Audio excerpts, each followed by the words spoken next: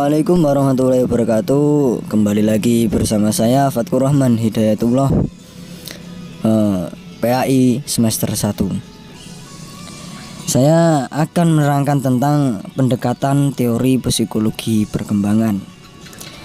Sebelum kita memulai, apa yang dimaksud dengan ilmu psikologi perkembangan itu?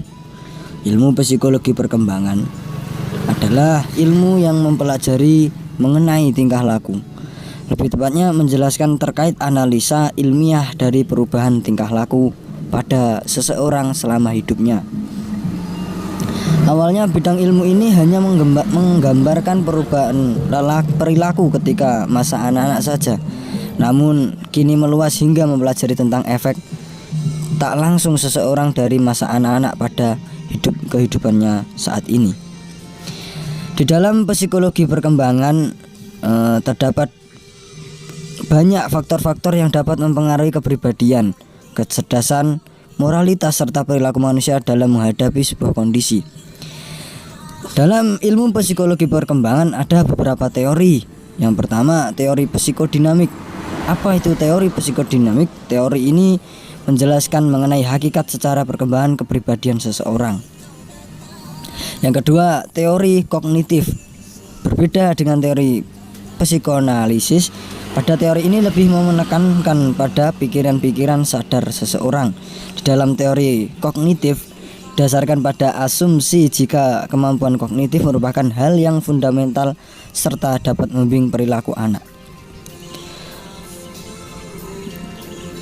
Untuk teori yang ketiga, teori kontekstual. Istilah konteks yang dimaksudkan di sini adalah untuk menunjukkan suatu kondisi yang mengelilingi sebuah proses mental yang mana dapat mempengaruhi signifikasi atau maknanya. Teori kontekstual lebih memandang perkembangan sebagai sebuah proses yang terbentuk dari berbagai proses timbal balik antara anak dengan konteks perkembangan sistem fisik, budaya, histori sosial yang mana terjadi di dalam proses tersebut. Bentuk dari teori ini ada dua. Di teori kontekstual ada dua. Yang pertama teori etologis dan teori ekologi. Yang berperan penting mengembangkan teori etologis ini adalah Konrad Lorenz. Nah, untuk yang keempat, teori perilaku dan belajar sosial. Di dalam teori behavior atau teori pelaku lebih menekankan jika kognisi yang penting yang tidak penting ketika memahami perilaku.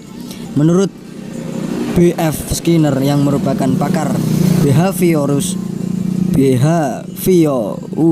ternama, perkembangan merupakan perilaku yang dapat diamati secara ditentukan oleh hadiah atau hukuman yang didapatkan dari lingkungan. Sedangkan dalam teori belajar sosial yang dikembangkan Albert Bandura dan kawan-kawan, meskipun proses kognitif sangatlah penting, namun lingkungan menjadi faktor yang paling penting dalam mempengaruhi perilaku individu. Untuk itu, sekian dari saya. Apabila kurang lebihnya, saya minta maaf. Semoga bermanfaat dan barokah. Assalamualaikum warahmatullahi wabarakatuh.